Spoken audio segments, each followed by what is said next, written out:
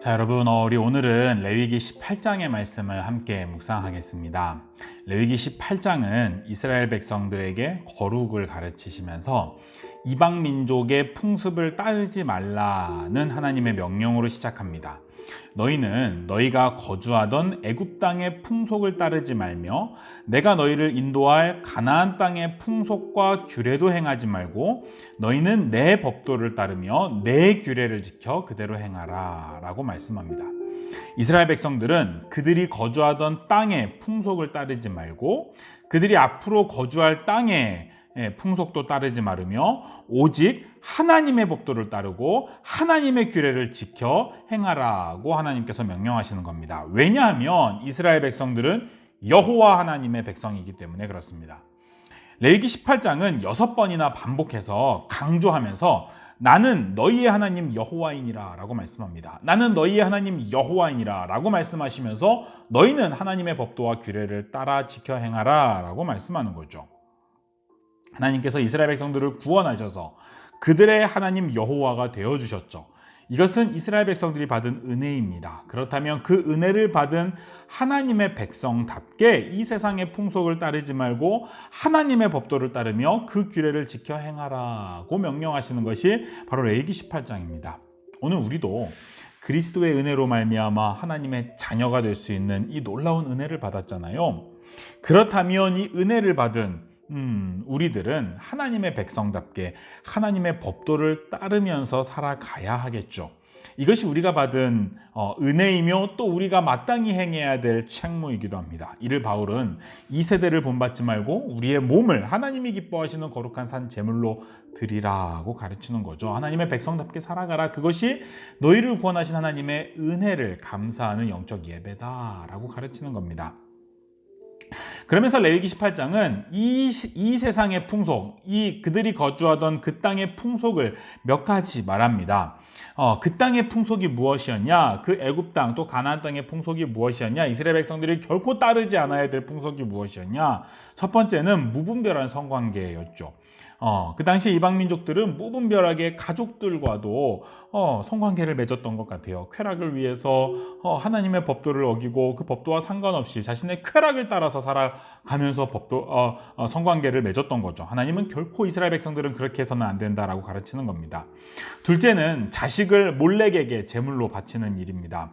부모가 자신의 성공을 위하여서 자신의 안전을 위하여서 자식을 제물로 바치는 일들이 이방 민족들 가운데 있었어요. 어린아이를 불타는 그 불길 속에 그냥 집어넣는 일들이 있었던 거죠. 아니면 결코 이스라엘 백성들은 그렇게 해서는 안 된다라고 가르치는 겁니다. 마지막으로 동성연애가 있었고 또 수간이 있었습니다. 짐승과 이 부끄러운 일을 행하는 거죠. 이는 하나님 앞에서 가증한 일이다라고 말씀하는 겁니다. 이러한 이 세상의 풍속을 따라서 살아가면 무분별하게 성관계를 맺고 자식을 몰래에게 바치고 동성애를 하고 짐승과 부끄러운 짓을 하는 그런 수간을 하는 그런 이 세상의 풍속을 따르면서 살아가면 하나님의 진노의 심판을 받게 될 것이다 라고 레위기 18장이 우리에게 경고하는 거예요. 오늘날 우리 그리스도인들도 이런 이 세상의 풍속을 따르지 말아야겠죠. 오늘날 우리를 둘러싼 이 문화가요, 굉장히 음란하고 타락한 것을 우리가 발견하게 되잖아요. 무분별한 혼전 성관계, 무분별한 혼외 성관계는 우리가 결코 따르지 말아야 될 이 세상의 풍속입니다. 결혼 이전에 성관계는 할 수 없는 거죠. 하나님께서 허락하시지 않았어요. 하나님의 백성들은 결코 그렇게 해서는 안 되는 거죠. 또한 가족들이 자신의 이익을 위하여서 자식을 몰래에게 제물로 바치는 그런 죄, 오늘날 특별히 낙태처럼 여자가 자신의 이익을 위하여서 생명을 죽이는 이런 살인죄는 하나님의 백성들 가운데서는 결코 있어서는 안 되는 일입니다. 마지막으로 동성애 또 수간 등과 같은 인간의 쾌락을 위해서 하나님의 법도를 내팽개치는 이런 일들은 하나님의 백성들 가운데 있지 말아야 되는 거죠. 이러한 쾌락주의를 우리는 철저하게 경계해야 됩니다. 세상의 악한 이 죄악에 빠져 살아가는 사람들은 결국 하나님의 심판을 받게 될 겁니다. 그 심판의 날은 우리 주님이 다시 오시는 날이죠. 우리가 그들을 부러워할 것이 아닙니다. 그들을 향해서 안타까워해야 됩니다. 왜냐하면 우리 주님의 심판의 날이 지금 가까이 오고 있기 때문이죠. 우리는 은혜로 하나님의 백성으로 구원받았으니 하나님의 백성답게 그 멸망받을 이 세상의 풍속을 따라 살아가지 말고 하나님의 백성답게 우리 자신을 구별하는 삶을 살아가야 할 것입니다. 사랑하는 여러분, 우리가 거룩하게 살아가야 하죠. 그런데 거룩하게 살려고 아무리 노력한다고 해서 우리의 힘으로 거룩하게 살 수 있는 것은 아닙니다. 사실 인간은 이렇게 거룩하게 살 수 있는 능력이 없어요. 그럼에도 불구하고 우리가 구원받았잖아요. 하나님의 은혜로 말미암아 구원받았잖아요. 그 구원에는 성령님이라는 선물이 포함되어 있어요. 성령님은 우리에게 그렇게 거룩하게 살아갈 수 있는 힘을 주시는 분입니다. 우리가 무분별하게 우리의 쾌락을 따라 살아가지 않을 수 있는 힘을 주시는 분이 성령님입니다. 우리는 죄를 이길 힘이 있어요. 거룩하게 살아갈 수 있는 힘이 있어요.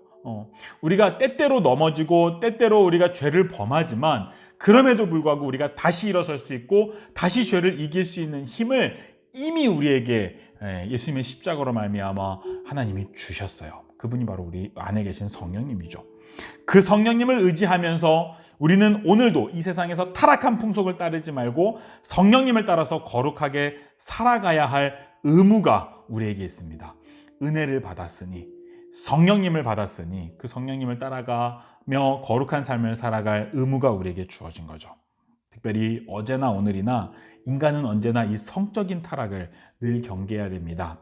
우리는 이 세상에 타락하고 음란한 성도덕을 따르는 것이 아니라 하나님의 백성답게 하나님의 법도를 따라서 행하는 저와 여러분이 되어야겠죠. 이 세대를 본받지 말고 하나님이 기뻐하시는 삶을, 우리의 몸을 하나님이 기뻐하시는 거룩한 산 제물로 드릴 수 있는 저와 여러분 되기를 바랍니다. 우리 같이 기도합시다. 사랑하는 우리 아버지 하나님, 죄인을 구원하여 주셔서 하나님의 백성으로 삼아주시니 참으로 감사합니다. 죄의 노예로 죄에 끌려다니던 우리들에게 죄를 이길 힘을 주시고 죄를 이길 수 있도록 계속해서 힘을 공급하시는 성령님을 주셔서 죄를 이기면서 살 수 있는 자유를 주시니 참으로 감사합니다. 아버지 하나님, 오늘도 우리가 우리 삶 속에서 타락하고 음란한 이 세대의 문화를 따르는 것이 아니라 우리 하나님의 거룩하심을 따라 살아갈 수 있는 저희들 되게 하여 주옵소서. 거룩하신 우리 주 예수님의 이름으로 기도합니다. 아멘.